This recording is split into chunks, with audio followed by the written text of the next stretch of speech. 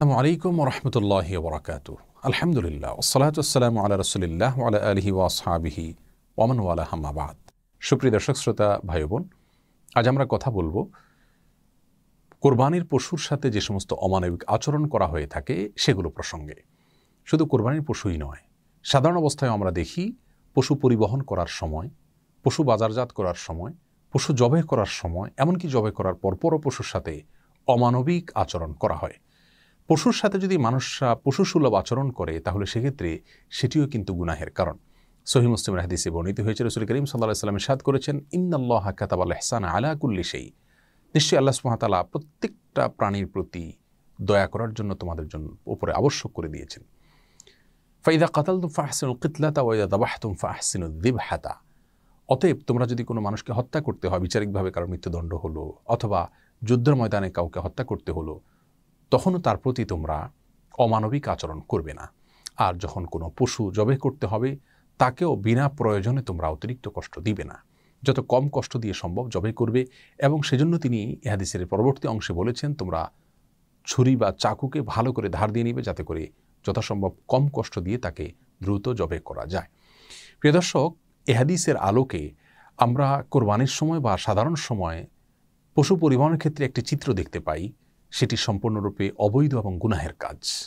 আর সেটি হলো, আমরা জানি যে দেশের প্রত্যন্ত অঞ্চল থেকে অনেক সময় 10, 12, 15, 20, 22 ঘন্টা পর্যন্ত কোনো কোনো ক্ষেত্রে পশুকে ট্রাকে দাঁড় করিয়ে রাখা হয় এবং কোনোভাবে যেন বসতে না পারে সেজন্য দুই পায়ের মাঝখানে বাঁশ বেঁধে দেওয়া হয়, যে পশু বসতে গেলে তার কষ্টের কারণ হবে, পশু বসতে গেলে জায়গা বেশি লেগে যাবে অথবা অন্য পশু আঘাতপ্রাপ্ত হবে বা ব্যবসার দিক থেকে ক্ষতি হবে বা ট্রাকে অল্প জায়গায় বেশি পশু উঠানো যাবে।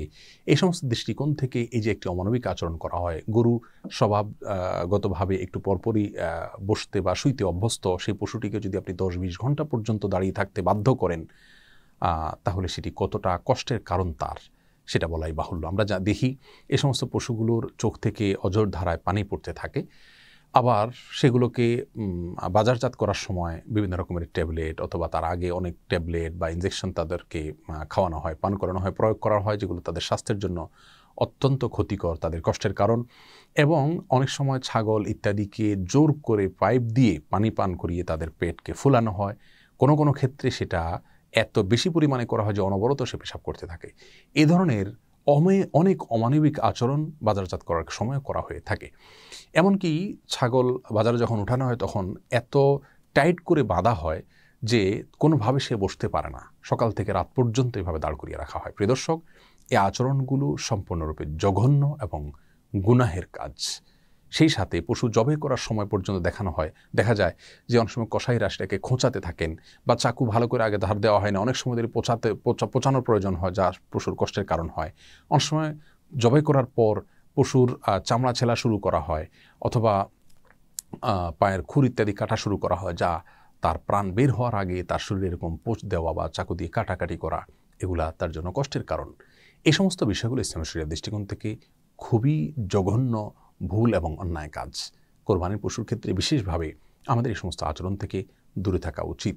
আপনি যে পশু জবাই করে আল্লাহ সুবহানাহু ওয়া তাআলার সন্তুষ্টি চাচ্ছেন, সেই পশু যদি পরিবহন থেকে নিয়ে বাজারজাত থেকে নিয়ে জবাই করার সময়, জবাই করার পরে সর্বক্ষণ তাকে যদি অযাচিতভাবে আপনি কষ্ট দেন, তাহলে কোনোভাবেই কিন্তু আপনি আপনার রবকে সন্তুষ্ট করতে পারবেন না। এই জন্য এই বিষয়গুলোর প্রতি আমাদের বিশেষভাবে সাবধান হওয়া উচিত। আল্লাহ সুবহানাহু ওয়া তাআলা আমাদের সকলকে সব ক্ষেত্রে মানবিক এবং দয়াপরবশ হওয়ার তৌফিক দান করুন।